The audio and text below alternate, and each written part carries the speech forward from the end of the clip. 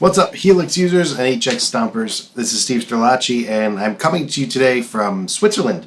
This is actually our first time touring through Switzerland, and I had some time this morning before our sound check to stop by and give you guys a little bit of a visit. The tour's been going awesome so far. We're having a really great time.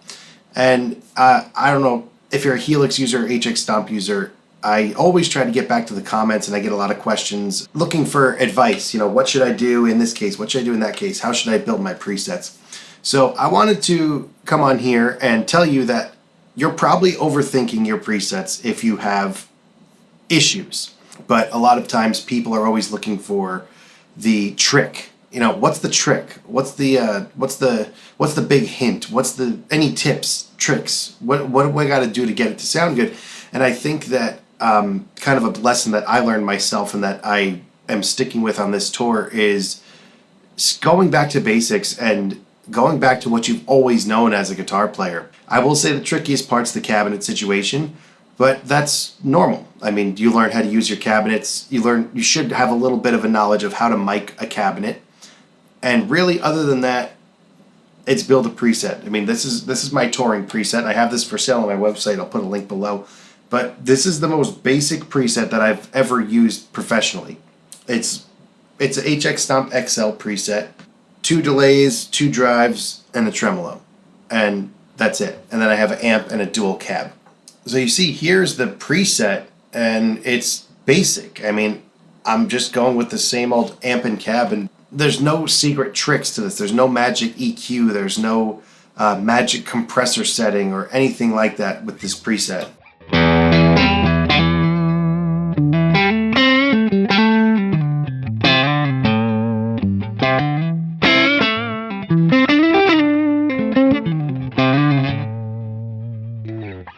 Now bridge pickup.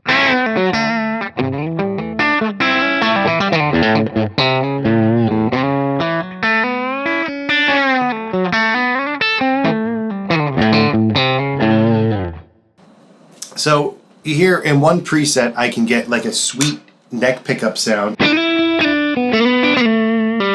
but I could also get a twangy, not too harsh and spiky bridge pickup. And I'm not touching the tone knob really.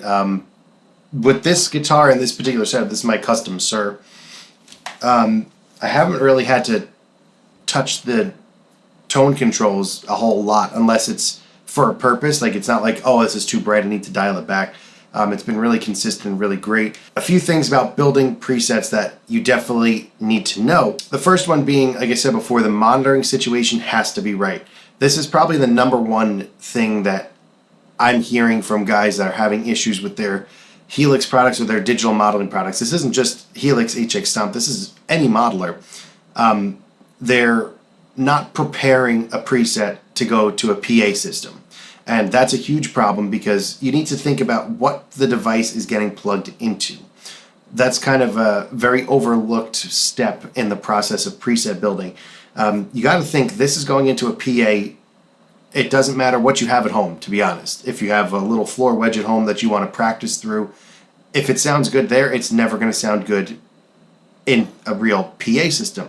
So kind of just through trial and error, and trust me, I've made every mistake in the book when it comes to this stuff, or mistake I've learned the hard way, whatever you want to call it. People say like, oh yeah, how do you know so much? I'm like, I don't know anything. I've just made enough mistakes to to know not to do that, if that makes sense. So what I've settled on and what's really become my favorite workflow for building presets that has been pretty foolproof. I mean, I took this to gigs and it was like, bam, ready instantly. Probably for the first time since I've owned the Helix, I didn't need to tweak anything. It was like, I took this to the gig and it was like, yes, I'm good. So monitoring. These are Audio-Technica M50s. These are studio industry standard. They're like $150 from Sweetwater and Z-Sounds. I'll put links to these below, but this holds true for any set of studio monitors, whether it's Beyerdynamic or whatever other companies you want to use. The most important thing is hearing what it's going to sound like through a PA system. So this might sound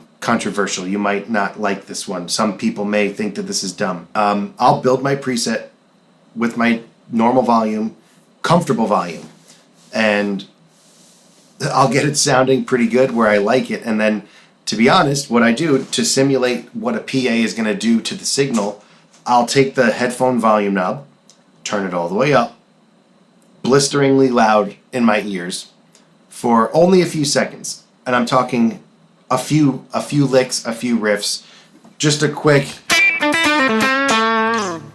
If that sounds harsh, then you need to fix your preset.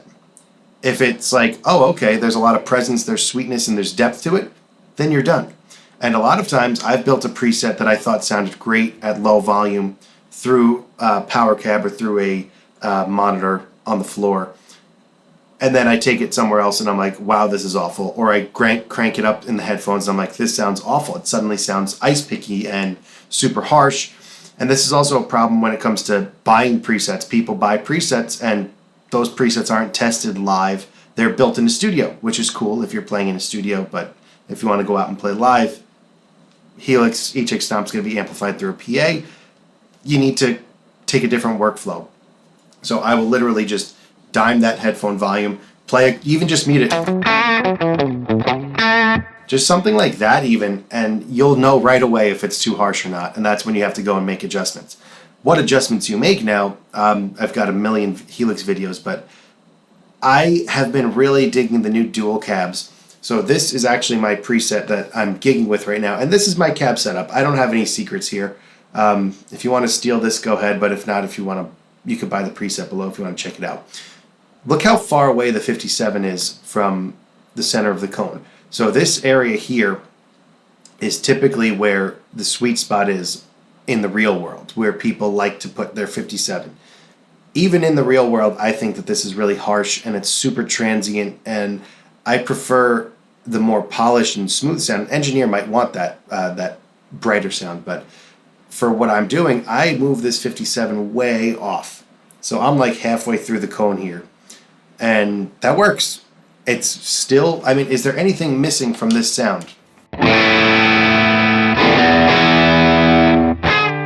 Except for me playing.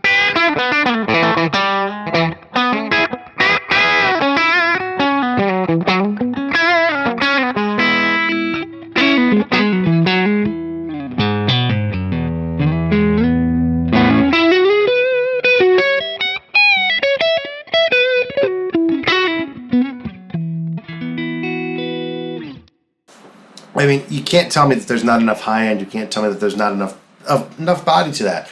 And then the other side, I've just got the 906, same situation. Normally, this center of this mic would be on this edge of the circle here, edge of the dust cap, and it's way off. Just because that's, in my opinion, the easiest way. Drop my pick. In my opinion, that's the easiest way to get a sweeter sound, something that's not going to be harsh. The closer you get that 57 or the dynamic mics, the closer you get the dynamic mics in general to the front, to the center. Let's just take these two and put them kind of where they're supposed to be in the real world and hear what a difference this makes.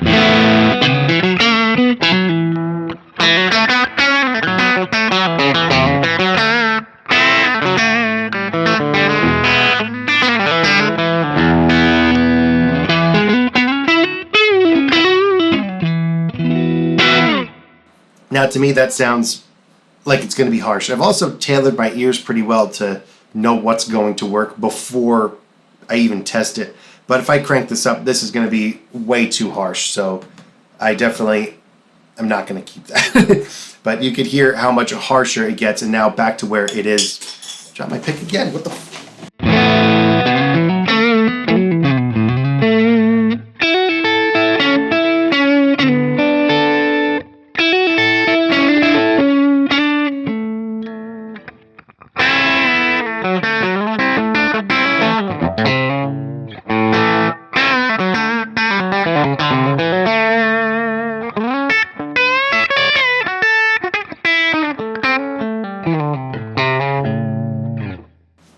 I'm just doing more like chicken picking stuff because this is my clean-ish setting. I don't have a pristine clean sound, but this acts clean in a pinch. And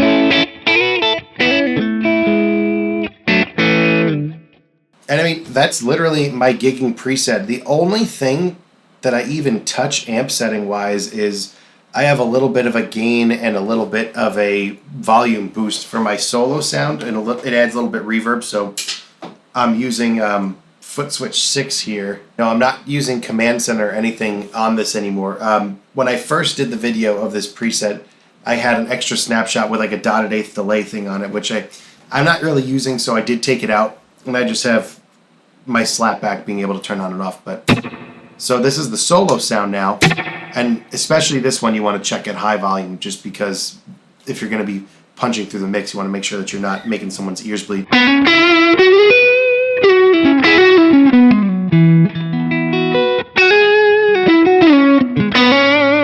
This is without it.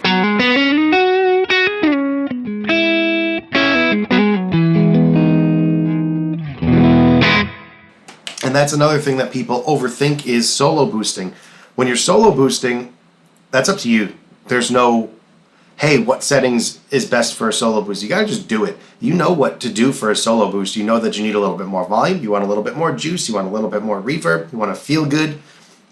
Just do it. Just do what you would normally do on a pedal board or on an amp, and do it in here.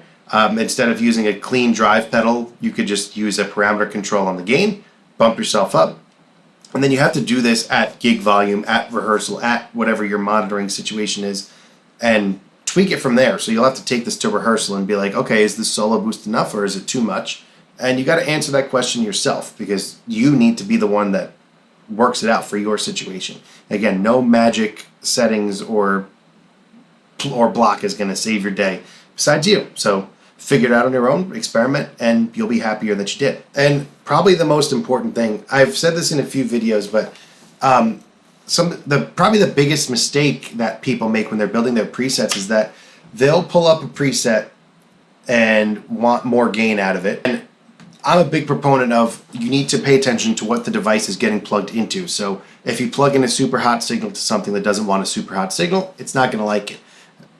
Almost any professional soundboard is going to be able to add gain. And I think that what most users mistake is having to bring up the gain of the amp without bringing down the channel volume. So even on this preset, that's my normal volume, and this is without my amp and cab.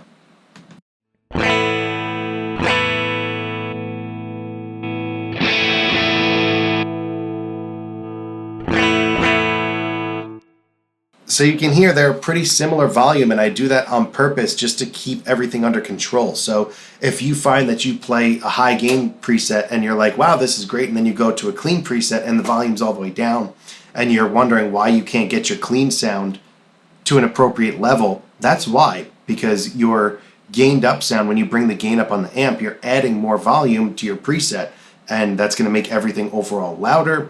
And then when you go to the clean preset, you're not going to have that clean gain to turn up, so you're going to wind up having a distorted clean amp.